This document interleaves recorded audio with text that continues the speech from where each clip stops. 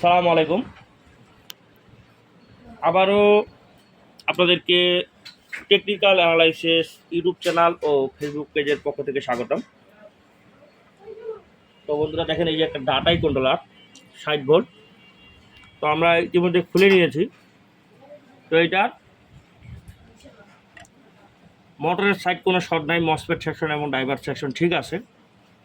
কিন্তু এখানে যদি আপনাদেরকে একটু আমি দেখাই যে এটার আসলে প্রবলেমটা কী।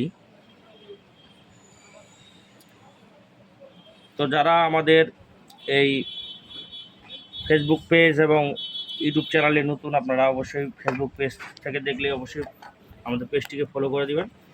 আর যারা ইউটিউব চ্যানেল থেকে দেখতেছেন অবশ্যই আমাদের চ্যানেলটিকে সাবস্ক্রাইব করে দিবেন। তো আমরা এখন যদি এখানে ভোল্টেজ ইনপুট করি,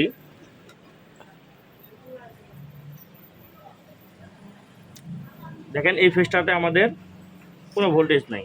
এখানে বাতি,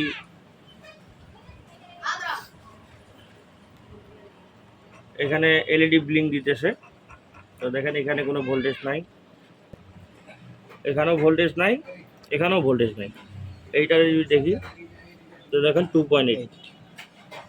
তো এই সাইডটা থেকে আমাদের 2.8 ভোল্টেজ আসতেছে, এগুলাতে 0 ভোল্টেজ। তো এই দুইটা সাইড ঠিক আছে, আমাদের এই সাইডটাতে আমরা প্রবলেম মনে করতেছি।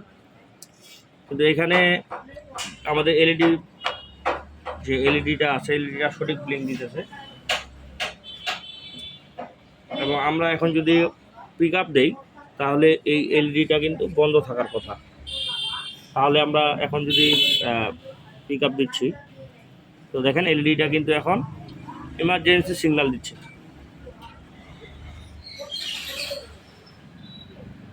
তো এখানে ইমার্জেন্সি সিগন্যাল দেওয়ার কারণ হচ্ছে এখানে দেখেন এখানে ভোল্টেজ আছে, তার মানে এখানে প্রবলেম আছে। এখন আমরা এই ড্রাইভার সেকশনটা দেখব এবং এই যে সিপিইউ যে সিস্টেম আইসিটা আছে এটা দেখব। তো এই দুইটা সমস্যার কারণেই এ ধরনের ব্লিঙ্ক দিতে পারে। তো পিক আপ দিচ্ছে, এই যে ইমার্জেন্সি সিগন্যাল দিচ্ছে এখানে। তো আমরা সিপিইউটা এবং এই যেটাতে ভোল্টেজ আসতেছে এই ড্রাইভার সেকশনটা দেখব। আর যে ট্রানজিস্টরগুলো আছে পিএনপি এবং এনপিএন, এগুলো দেখার পরে আমরা যদি এগুলো ঠিক থাকে আমাদের ড্রাইভার সেকশন, তাহলে আমাদের এই সিপিইউটা আমাদের এই সিপিইউর প্রবলেম, যার কারণে এটা ইমার্জেন্সি সিগন্যাল দিচ্ছে।